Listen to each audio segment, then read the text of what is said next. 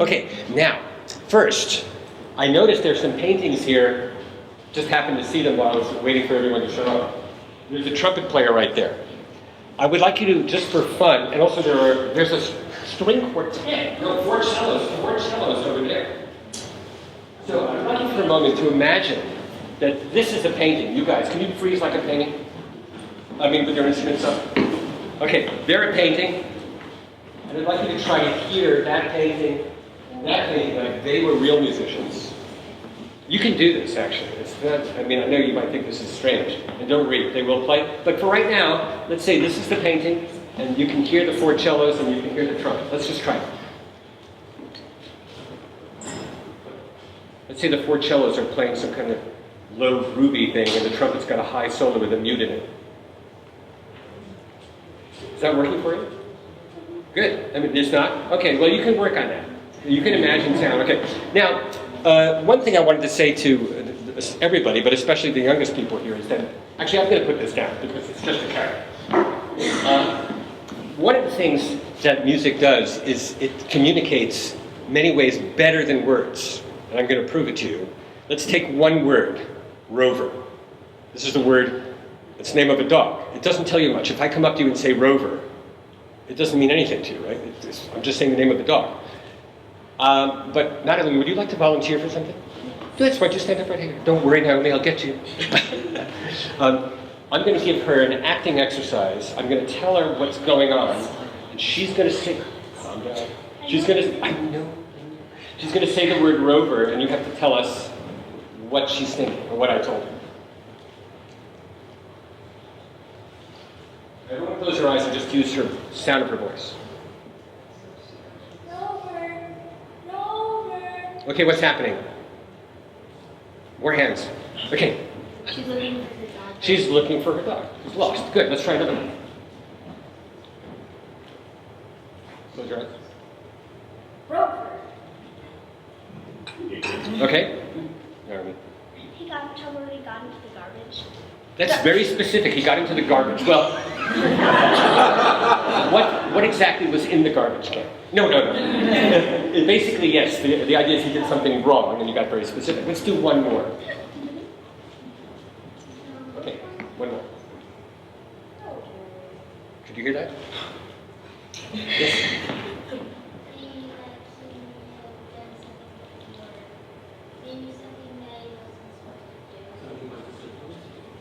I'd like to try it again because it wasn't a perfect performance in the rehearsal.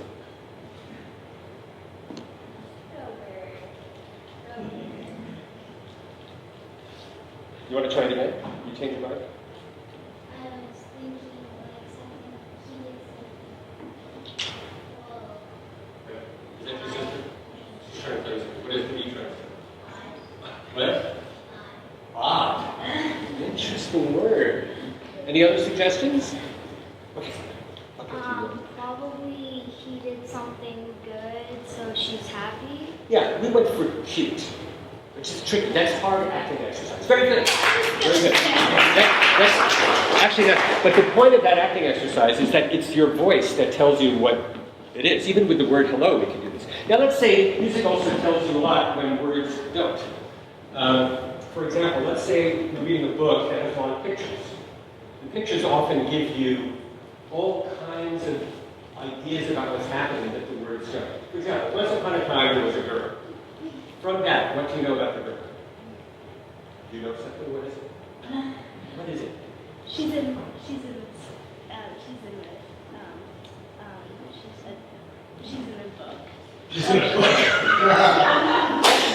Great, okay. You don't know much about her, but somehow or other she got into a book. Good point.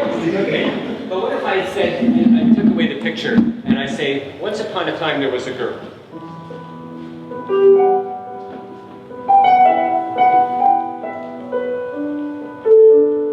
What do you know about her now? Wait, other hands. Yes. Maybe she knows music. She was playing the piano. You know, adults can participate just to help out here. Yes. She might be sad. Exactly. Very good. What? Wistful, thoughtful. Wistful, yes. Wistful, thoughtful, sad, and you're going to add one word to that, Mary. She's roaming around. She might be roaming around. The melody was roaming around. Could be. Okay, let's try another one. The same girl. Once upon a time, there was a girl.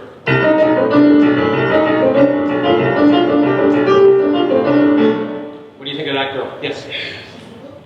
Evil. Okay. I saw 3 people who thought that. Yes. She's getting pushed around by downtown traffic. Wow. She's getting pushed around by downtown traffic. See, now music, this is good because, now give your hand a rest.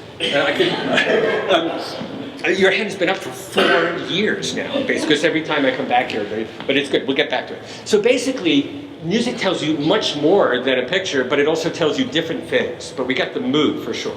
Now, to warm up for some of the rest of what we're going to do, we're doing a little piece now together where you participate if you want to. It's called City Sounds. Now, I'm a composer. That means I write music for those of you who are not sure of that word. And now, if I ask you, do you know what a composer is? You do, because I just told you. Who knows what a composer is? I think everybody, right? Didn't I just say? Okay. Okay. What's a composer? Your hand is going to come right off. I'll take a grown-up breath. Someone who writes music. Ah! Excellent. Okay, so this piece is called City Sounds. I'm a New Yorker. I live in New York. And this is a New York piece. After this, later on, with the quartet, one of the pieces is, the last piece is going to be about a farm. So we have a city and a farm. Nothing much in between today. Actually, there's a country house in the middle, the Beethoven. So you have a part to play. Now, in New York, when you're trying to walk down the street, it's not that much like Fort Collins because you have to walk down, you can't walk down the street like this. Unless it's 4 o'clock in the morning, because there's always other people in there. So you walk down the street like this.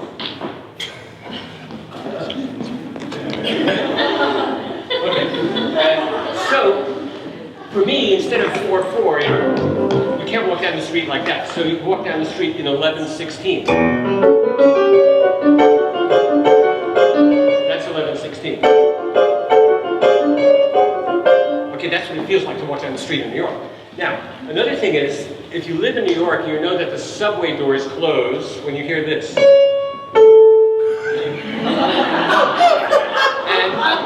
And you say either, I mean, the way I remember it, it keeps changing, but when I grew up, they said, please stand clear of the closing doors. So let's practice. Whenever you hear this, you say that. Ready? Please stand clear of the closing doors. Great. Now, if you hear this, does that make you think of anything? Yeah. What? A train. True, but in this piece, it's more French. It's a French taxi. Now, what's a French taxi doing in New York? You know? What is it doing there? It drives people around. Yes, it drives people around. Okay, so whenever you hear this, just say taxi. Let's try that. Taxi! Please stand clear of the closing doors. Taxi! Now, here's a really hard one. Whenever you hear that, excuse me, this got in my way, I missed a chord. Okay. Excuse me, I'm sorry. Now in New York, you say excuse me differently than everywhere else. Most places you say excuse me. In New York you say excuse me, like that, okay? It's like, you don't really mean it. It's like saying get out of my way, but say excuse me, like that, okay? And you have to do this after. So let's try that. And say, excuse me, I'm sorry. You say I'm sorry when you say, excuse me, sorry. Okay, so let's try it. Excuse me. Sorry. Good. Please stand clear of the closing A doors. little faster. Please stand clear of the closing doors. Good. Excuse me.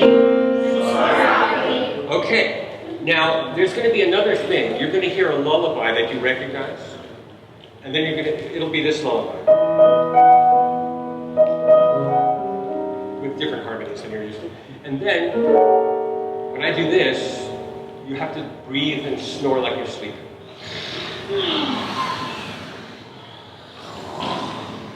And then, when you hear this, you just have to say, okay, I'm getting up. Let's try that.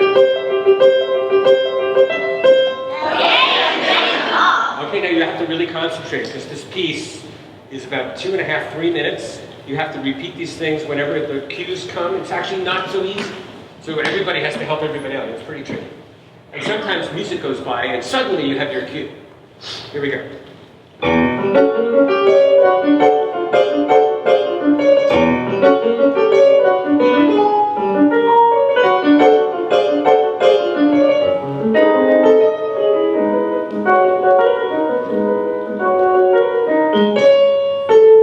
Please stand clear of closing doors.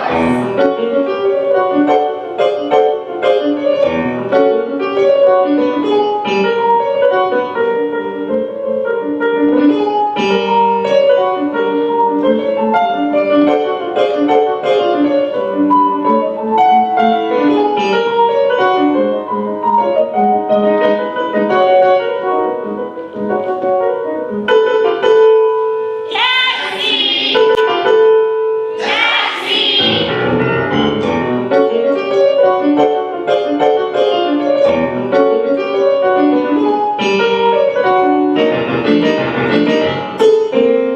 Excuse me. Sorry.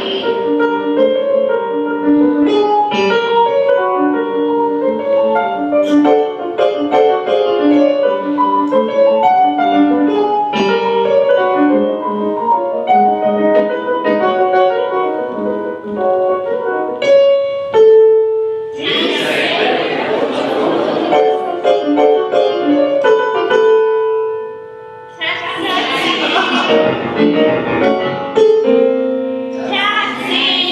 Excuse me. Sorry. Cathy! Excuse me. Sorry.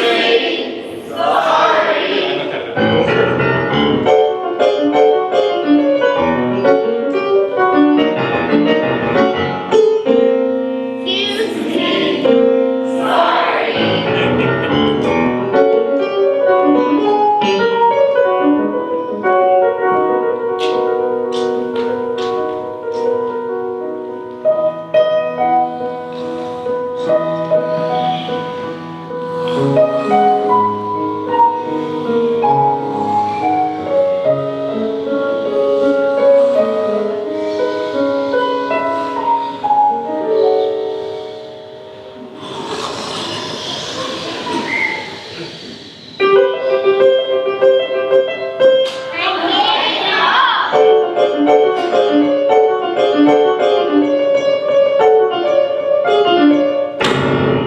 That's it.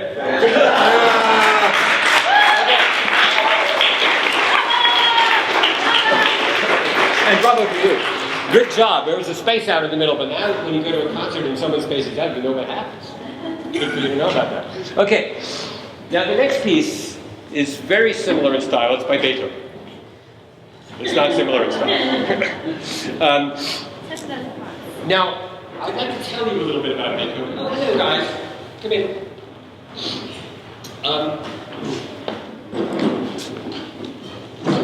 In fact, in order to really tell you about this piece by Beethoven, I'm going to pretend to be Beethoven. Can you manage that? Yeah. If I talk to you like this with a German accent, does it help to think of Beethoven? You have to imagine lots of hair, and I walk like this in the woods, you know. Okay, so I'm Beethoven for the moment, and I tell you a story. In my lifetime, don't be afraid. Okay, I know you're too old for this, but just pretend that you're not. Okay, in Beethoven's, in my lifetime, there was a big split between the aristocracy and everybody else. We don't have that anymore. Or do we? Anyway, who knows what the aristocracy is? Yes. The rich people, but even more than that. Royalty, yeah, people with titles like the dukes and the ducks and the duchesses, not the ducks. And the queens and the kings and the barons and the baronesses and all of those peoples. Yeah, so they had everything. The composers and the musicians, we are mere nobodies, you know. So if a composer like me wanted to have a good time, to get along well in the world, I had to befriend a baron or a duke or a king or somebody like this. I had a lot of friends who were princes. My best friend for a while in the aristocracy, I tell you too, was a man named Prince Lichnowsky. Lichnowsky.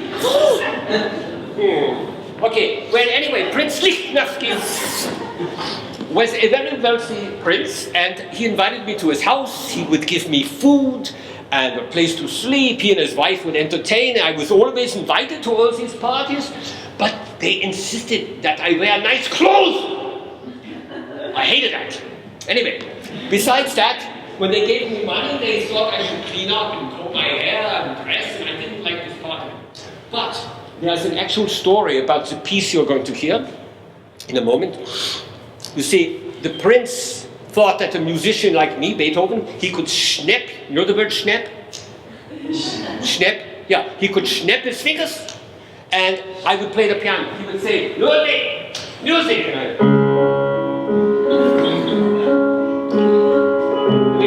That's it, that's enough for right now. Sometimes I would be composing. I remember when I was trying to write this piece, he kept interrupting me, and I never got past this for about a year. Then one day I thought,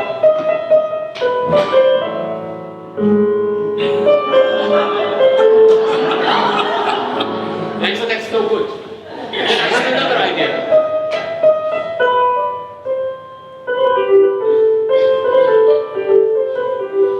I didn't like that either.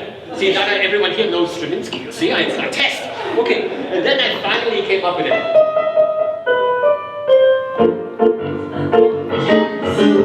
But that's not it either. When it took a long time to write, because Prince Lichnowsky was always bothering me, you know. So one day he invited me to his country house. I went. And in those days, the Germans, which is what my people were, they called them that, the Germans were having a war with France. You know, I go to the country house of Prince Lichnowsky, and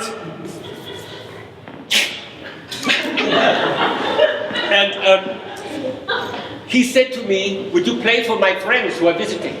You know who his friends were? French officers.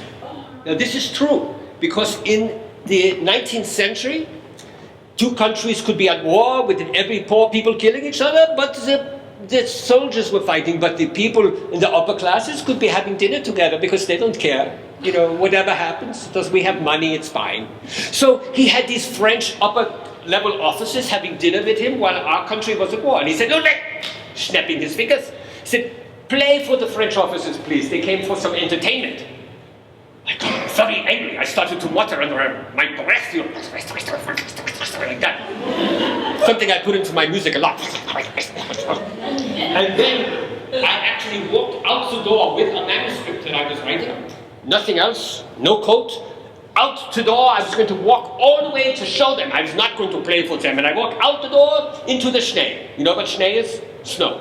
Okay, it's just a German word. I walk out into the Schnee with snowflakes everywhere, falling down, and I slammed the door. And I walked 4 miles back to my place in Vienna. Actually, not more than 4 miles. When I got there, my manuscript was sopping wet. And musicologists today know this story, partly because the manuscript was stained and all messed up from the Schnee. But also, I had in my room, which is an Italian pronunciation of a room, but I had it, a big bust of the Prince Lichnowsky. And I picked up the bust of the prince, and I threw it against the wall and it smashed to pieces. Now, then I wrote a piece of music, and I gave it the catchy title, Opus 95. But I also gave it a title, Serioso, which sounds like an Italian word, but they tell me it's not, that my Italian was really bad. It's just a word I made up. No, anyway, serioso sounds serious, so serious. Anyway, so the prince came to see me and he apologized a lot. And he offered me money and food and he apologized. So I'm going to show you that the opening of the piece that you're about to hear is really about me arguing with the prince. I get wildly angry, he tries to calm me down. I get angry, he calms me down, and then I pick up the bust and I throw it across the room. Let's start at the beginning, and you'll see what I mean. First, it starts with me angry.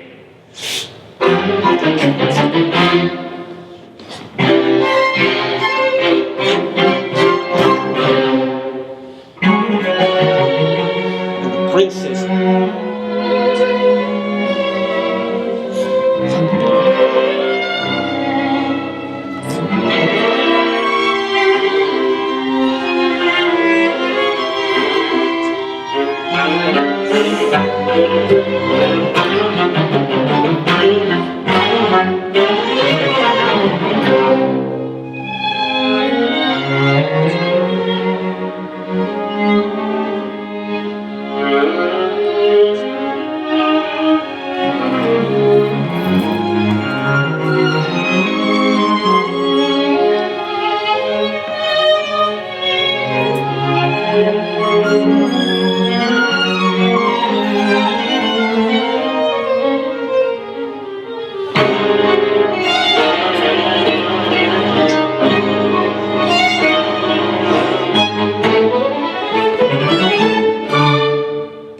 enough for now. Now, does this mean that every single phrase of the piece is an illustration? Not really. But it has in it my anger and the prince calming down. Now, if you think about music, it is very unusual for a piece of music to quickly go back and forth between two moods.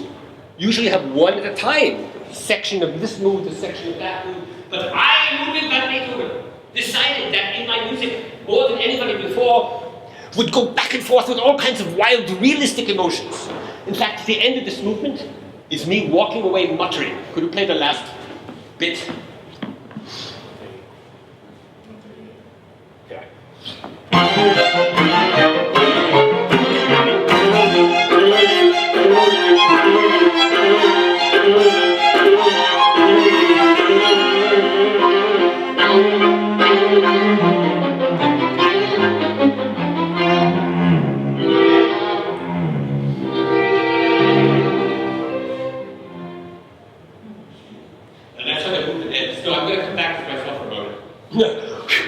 Okay, and it's hard to be Beethoven because he was so crazy and brilliant. So now you're going to hear a movement. Believe it or not, this whole thing is only about 4 minutes long.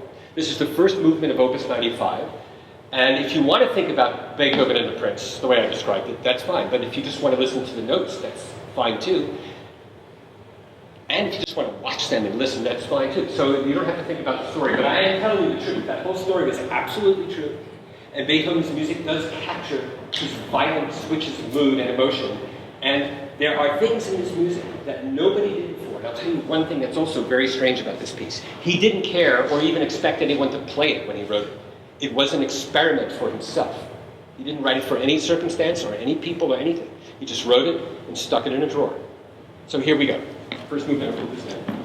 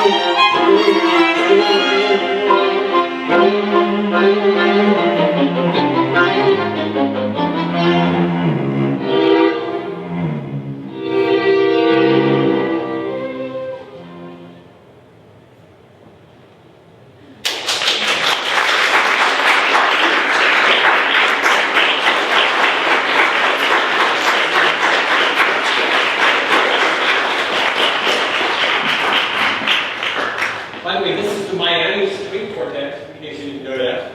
And their names are Penny, Cathy, Scotty, and Robbie. Now, we're going to do one more piece which needs your participation. I'm just looking for my lunch summary.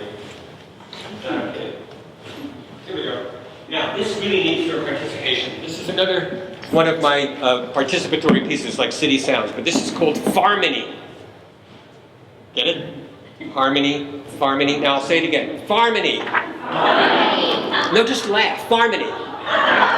Okay, now pretend this is a movie about this concert, and you're being filmed. This piece is called Farmony. Good scene. Take that one. Okay, good. Right. Now, in this one, I need to divide the audience into chickens, ducks, lambs, cows. She's a cow? Oh, I see. This just changed the tenor of the entire event. Okay, I suggest that one of you be a cow. Look, we can divide that, the four of you, up into chickens, ducks, lambs, and cows. How about chicken, duck, lamb, and mom is a cow? Really? No, okay. Okay, you work that out. Let's say, who would like to be a chicken? You don't have to sit together. Who would like to be a chicken? Okay, just remember that you're a chicken. I'll explain what you have to do. Who would like to be a duck? Okay, a couple of ducks. Oh, good. You got it. Lambs, cows. Why are there so few cows? Okay, cows. And again, people are being volunteered. Now, first what we're going to do, there's a little more than that, but we have to practice that part first. So, when chickens. This is the chicken cue. If you play bar 9, when you hear this in the this is just like the piece we did before. You hear a cue and you do your part. I will do your part once, and then we'll do the chicken part.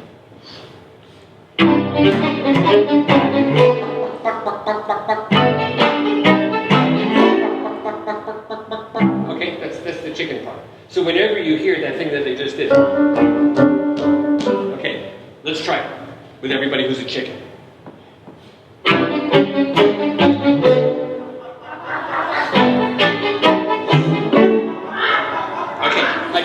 I might give you a cue, but you could do it yourself by listening. One more time. I'm not going to cue you. Try by listening. One more time.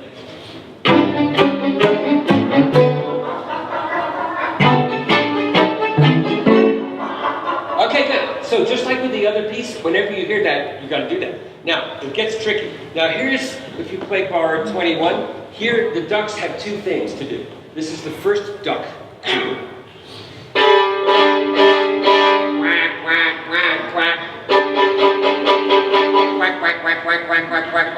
Now, they also have this, next part. Do that again, together. Quack, quack, quack, quack, quack. So, sorry, do that too. Quack, quack, quack, quack. So the ducks actually have a lot of different rhythms. You just imitate whatever you hear. Let's try it. I'll do it with you the first time. Let's do all of them. So starting at 21 without stopping. Quack, quack, quack, quack. Quack, quack, quack, quack, quack, quack, quack, quack. Quack, quack, quack, quack, quack. Quack, quack, quack. Let's do that one again. Quack, quack, quack, quack. Anything else? That's it. Okay. So ducks, you have to listen to that, and sometimes it gets divided up. You might need a conductor. I can't believe I did that. Okay. And now we have the chickens and the ducks. So the next thing is bar 39. These are the lambs. Okay.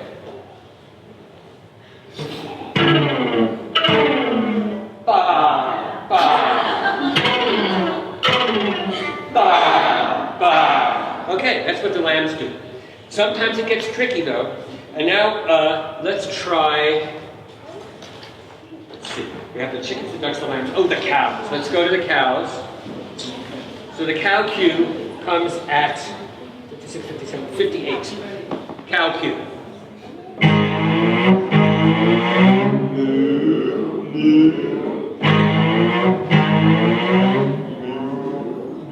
Now, let me tell you something. If you want to do all of the animals, because you got it, fine with me.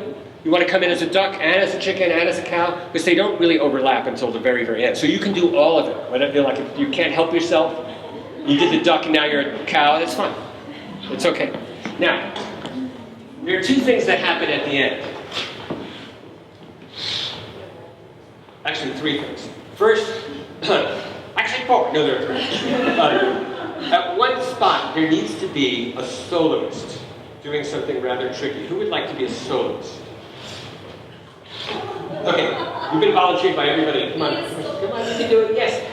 Your solo is a carrot solo. Come on. This is it. What you have to do, you can practice it. We have 2 carrots. What you have to do is munch the carrot, actually eat it, but loud. Now chew. Take another bite. Okay, can you hear it? Okay, that's that solo. So you can take a seat with your carrot. I'll pull you up just on time for that. After the carrot solo, everybody has to do all the animal sounds when I go like this. Everybody. All the sounds.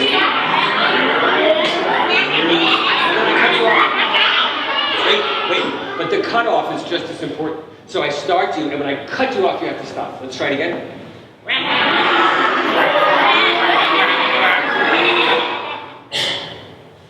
Good. And then I need someone to say oink. Is there somebody who's an excellent oinkist? Okay. Let me hear you say oink.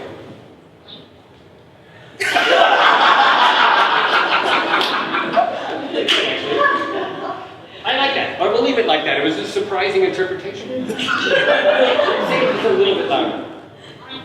Okay, good. So what you should do is when everybody's going like this, I'll bring you up for your point and I'll point at you. Let's practice the pointing part. Right, and then we go into the last part, which you cue yourselves for it, okay? Point is the downbeat, but you can just do it, don't worry about that. Okay, let's try the whole thing. Have a seat, I'll call you up for your oink, I'll call you up. Are you leading the choir now?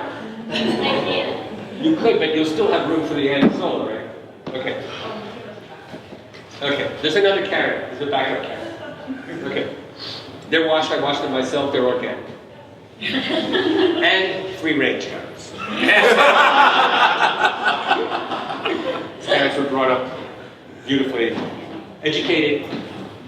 Okay. So here we go. They're going to start playing and listen for your part because you can easily forget to come in. So don't do that. Here we go.